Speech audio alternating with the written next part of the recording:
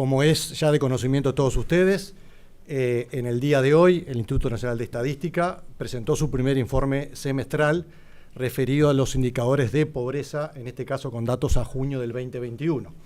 El boletín técnico que como ustedes saben, y de eso han extraído información. Durante el primer semestre del año, la pobreza en Uruguay se redujo a 10,2% de la población, con una mejora de casi 1,5 puntos porcentuales, 1,4 con precisión, respecto al promedio del año pasado, que daba 11,6%. Esa reducción en personas implica que hay aproximadamente 50.000 personas menos que el año pasado por debajo de la línea de pobreza. La cantidad de hogares, ahora hablando de hogares que se encontraban bajo la línea de pobreza, se estimó en 7,4 de junio pasado versus 8,1 del promedio del 2020. Finalmente, el total de personas bajo la línea de indigencia se ubicó en 0,2% en el primer semestre también del 2021, la mitad del registro del 2020, que era 0,4%, situándose en los mismos niveles que en 2019, es decir, prepandemia. Estas cifras se adicionan a los indicadores positivos de empleo, de actividad, confianza de los consumidores, los empresarios y la comunidad internacional, como así bien lo expresó la ministra Arbeleche la semana pasada cuando informamos de la emisión en el mercado japonés.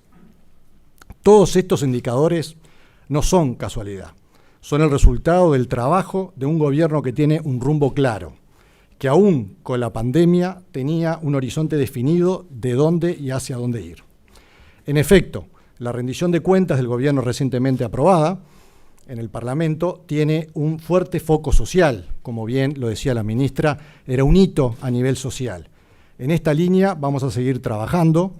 Los resultados nos muestran que vamos por el buen camino y que hay confianza en la conducción económica. Ahora le voy a dar la palabra a la economista Nicole Perelmutter, que obviamente tal vez hará un informe más detallado de este boletín técnico, con más números interesantes para que ustedes tengan toda la información. Y también quería cerrar que cuando nosotros presentamos el presupuesto nacional, o sea, recién le mencioné la rendición de cuentas, que la economista mencionó, también va a hacer más información de esos 50 millones que informamos.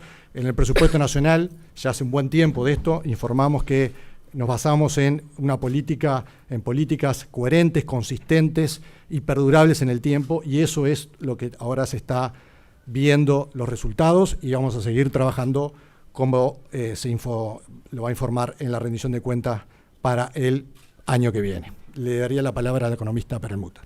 Como comentó el subsecretario, la pobreza se redujo en el primer semestre de este año, pasando de 11,6 en 2020 contra 10,2 en el primer semestre de 2021. Esto implica que aproximadamente 50.000 personas salieron de la situación de pobreza.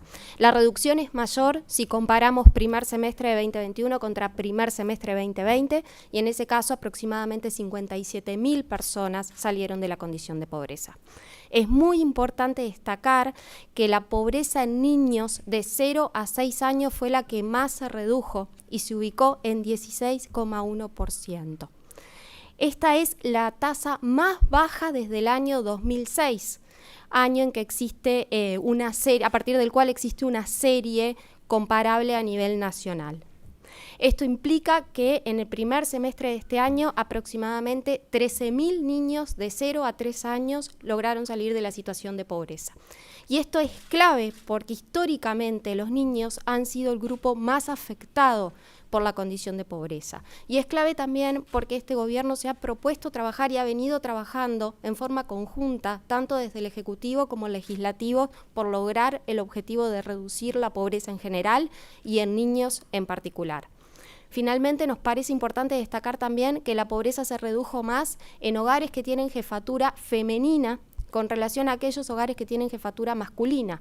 Y esto es muy importante porque si bien aún existe una brecha entre estos tipos de hogares, se representa un cierre o la brecha se comienza a cerrarse entre ambos tipos de hogares. Finalmente, mencionar que la reducción de los indicadores de pobreza tienen que ver con la mejora en el mercado laboral y con los apoyos focalizados que el gobierno brindó durante la pandemia, la emergencia sanitaria.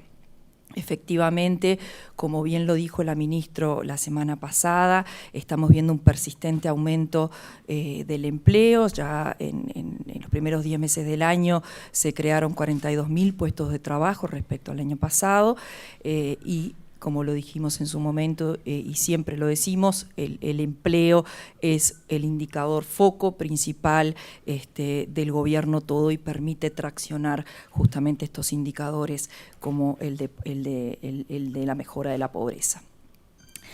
Nos interesa destacar también que esta mejora de la pobreza se da en simultáneo con una mejora de las cifras fiscales, que efectivamente bajaron, se redujeron. Si uno mira el déficit del gobierno central BPS, se redujo de 5,8% del PBI el año pasado, en el 2020, a 4,7% del PBI en los 12 meses cerrados a octubre del 2021, obviamente en todos los casos excluyendo el efecto de los denominados cincuentones, ¿sí? Esto demuestra que es posible ser responsable con los dineros públicos y a la vez generar empleo, inversión y crecimiento económico. En efecto, ya hace más de un año que este gobierno está implementando una regla fiscal que, como se ha dicho, es una herramienta fundamental para mantener y sostener las políticas sociales en el tiempo, sobre todo en situaciones complejas como la vivida durante la pandemia. En efecto, durante la pandemia se destinaron 1.700 millones de dólares, tanto en el 2020 como en el 2021, para atender situaciones de emergencia de la salud y de emergencia económica y para el apoyo a los hogares más vulnerables. De estos 1.700 millones de dólares, prácticamente 400 millones de dólares se dieron en apoyos a los hogares vulnerables, fundamentalmente encabezados por mujeres, como bien decía la directora Perelmutter.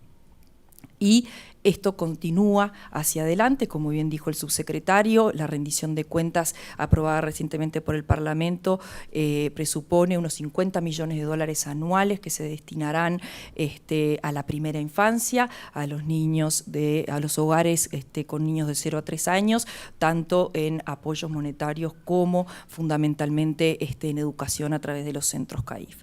En suma, es justamente el manejo responsable de los dineros públicos lo que permite mejorar la calidad de vida de los uruguayos, en particular de los más vulnerables. Muchas gracias.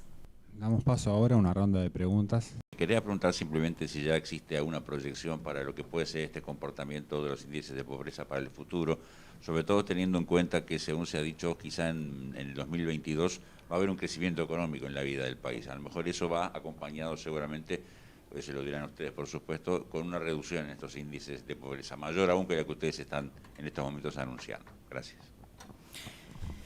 Sí, no tenemos estimaciones concretas, pero como decíamos, en general hay una alta correlación entre los indicadores de pobreza y los indicadores del mercado laboral, con lo cual cabe suponer que a medida que continúa mejorando el mercado laboral, decíamos en la conferencia de la semana pasada que estamos estimando otros 40.000 puestos de trabajo que se puedan generar en el año 2022, traccionados por el crecimiento de 2,9% del PIB real que estamos asumiendo. Cabe esperar que eso de alguna manera también implique una mejora adicional de los indicadores de pobreza. Muchos de los apoyos que se dieron en el año pasado y se dieron en este año, imagino que se han visto reflejados en esas cifras. ¿Hay continuidad para los próximos años? ¿Se van a requerir otras estrategias cuando estos apoyos puntuales por crisis desaparezcan? Como dijimos, nosotros estamos previendo en la rendición de cuentas apoyos estructurales por ejemplo, a la primera infancia. Estos 50 millones de dólares que se aprobaron en la rendición de cuentas 2020 y que apoya la primera infancia, van a persistir en el tiempo. Son anuales, con lo cual estamos focalizando esos apoyos de manera estructural y ya no asociados a la emergencia sanitaria. En adición, algunos de los apoyos transitorios que se dieron desde el año pasado fueron extendidos hasta abril, marzo, abril. El seguro de desempleo parcial, por ejemplo, se prorrogó hasta marzo del año que viene. El SIGA Impulso, destinado a los sectores más afectados, entre ellos el turismo, se extendió hasta abril del año próximo, pero de alguna manera siempre se ha dicho que en la medida en que la economía comience a traccionar y a recuperar, de alguna manera los apoyos se van a ir retirando, porque justamente el fondo COVID en su génesis tuvo como idea central ser transitorio, ¿no? No nos olvidemos que de alguna manera todo esto genera un incremento en el endeudamiento del país. El año pasado el endeudamiento se incrementó unos 12 puntos porcentuales y bueno, y eso obviamente tiene como si uno quiere que las cuentas fiscales sean sostenibles, tiene que ser muy cuidadoso y regular los apoyos, ¿no? Para complementar también la pregunta, no hay que olvidarse también que la rendición de cuentas, además del apoyo a la primera infancia de los 50 millones de dólares, está todo el programa de asentamientos, ¿verdad? Que eso está muy relacionado con todo el tema de la política de apoyo a los más vulnerables, así también como el proyecto, la ley que ya se votó del empleo juvenil y del apoyo juvenil, en el cual también hay participación del Estado, otra parte de INEFOP, pero bueno, son también medidas que entran a regir a partir del 2022. Buenas tardes, Juan Pablo da Costa de Canal 4.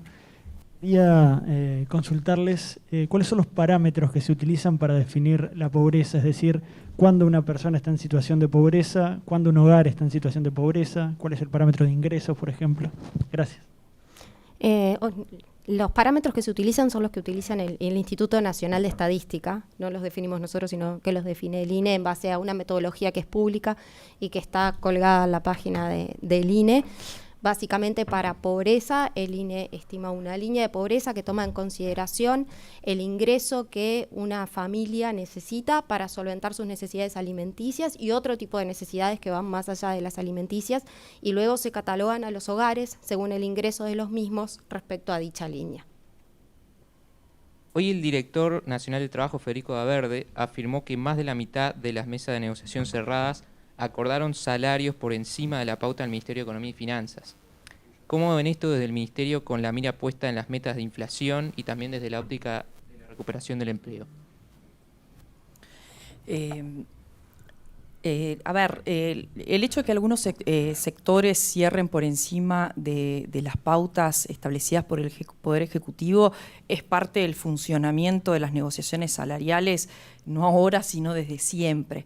Entendemos que esos sectores que están ofreciendo incrementos salariales por encima de la pauta, de alguna manera pueden ofrecerlo en la medida en que esos sectores referidos están siendo lo suficientemente dinámicos como para generar incremento de salario e incremento de empleo. O sea que entendemos que eso es parte del funcionamiento normal de las negociaciones salariales.